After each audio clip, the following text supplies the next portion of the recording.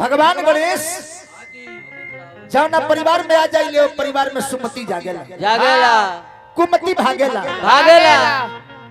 जौना परिवार में सुमति रहेला वही परिवार में अनेकों प्रकार के संपत्ति रहेला रहेला लिखले माने गोस्वामी जी की जहाँ सुमति तहाँ संपत्ति नाना नाना जहाँ कुमति तहाँ विपत्ति नहीं।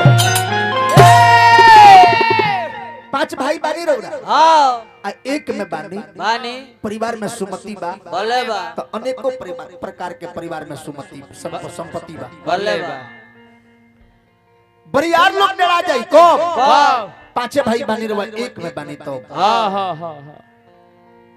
उहे परिवार में कुमति आ जाई तब 50 भाई बानी बंटवारा हो जाई अब बंटवारा हो जाई तोरा और मान सम्मान आदर बल बुद्धि सब घट जाई इस भगवान गणेश जी का हमने के बुलाई मंगल के दाता है विघ्न के हरता है तो नौका लय में बुला लेबे हां नौका काहे चिहात नौका सुननी है ना कुली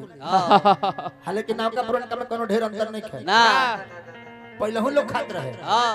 आज वो लोग खाता लेकिन पहले हम लोग बैठ के खाई जाए एबरा लोग खड़ा होकर खाता कुछ दिन में सूत के खाई हालल वाला सूत के तो हमने के खा ले बनी तरहिया छोटी छोटी नींद टूटे बिछौना पर लइका बिछौने पर बा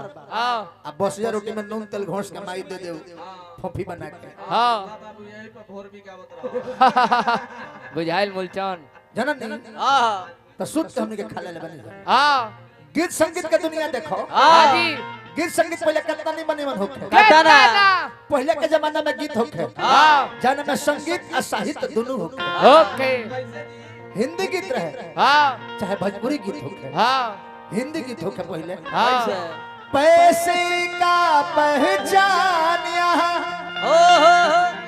इंसान की कीमत कोई नहीं बच के निकल जाए इस बस्ती में करता मोहब्बत कोई नहीं बीबी बहन माँ बेटी न कोई पैसे का सब रिश्ता है आँख के आंसू खून जिगर का मिट्टी से भी सस्ता है मिट्टी से भी सस्ता है सबका तेरे जेब से नाता तेरी जरूरत कोई नहीं बच के निकल जा इस बस्ती में करता मोहब्बत कोई नहीं आज के संगीत होता आज गीत होता कि दिल कर चे चो चे चो चे कि दिल कर चे चो चे चो पहले दिल टूटत रहे धड़कत रहे अब चोंचिया वोल्टेज के कमी रहत खाली गांजा पीला से कुर्सिया पूरी गीत कितना नहीं मन होखे पता ना गंगा जैसन भौजी हमार देवर जी तू तो लक्ष्मण के अवतार आज कैसन माहौल हो गए भाई सर आज के लड़का का होता रह जा कि रहे जवना के डोर उहे हो गइल बात रात टोला में कांड बरियार हो गइल तनी सुन लो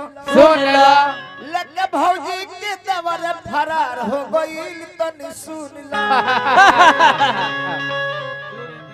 ना बबुआ अरे कुर्सिया ना भाई आज आई कुर्सी आई आ जाओ कुर्सिया तनी नौ के लय में मारे के बा बाबा के बुलावे के नौ के लय उहे लय हो बाबा कि गुजारे न नजर से जब ते गुजरिया धड़क जोर से ए कहीं गो दिल बट सीना के भीतरिया उहो दिल लागल बतोरे से लइका बाबा के बोले कि बाबा ए बाबा कि गौरी ललनवा के गोरी सुमिरा नवा सजिया गौरी लाला ना मत कोरी सुमिरा ना सजिया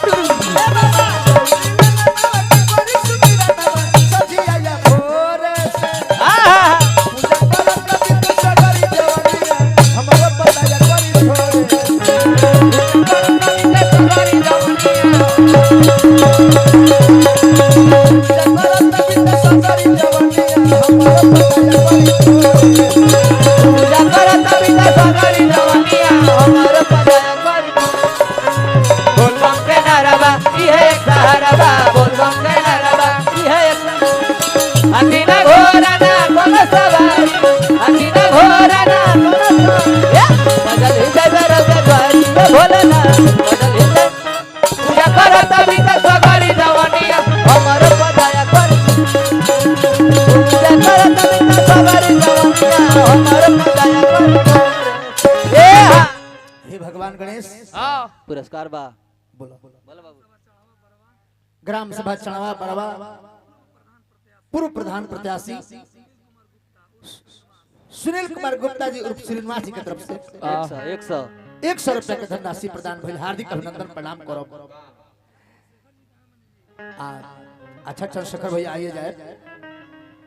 एजा जितना लोग आइल बा हां जितना लोग कीर्तन सुनता हां जहां तक ले आवाज जाता जाता सबका खातिर निहोरा करता कर ए गणेश बाबा ए बाबा सबका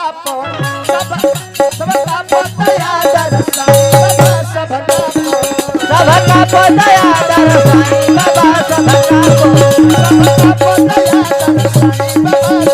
सबका पोतया दरसाई बाबा सबका हे बाबा ए बाबा रोड मंगल के दाता को रवा मंगल के दाता को होय आजा बनी का मंगल होय सरम मुझ बनाई मारे मारे तोरे करम बना जब धाई लबारे प्रेमवा का डोरे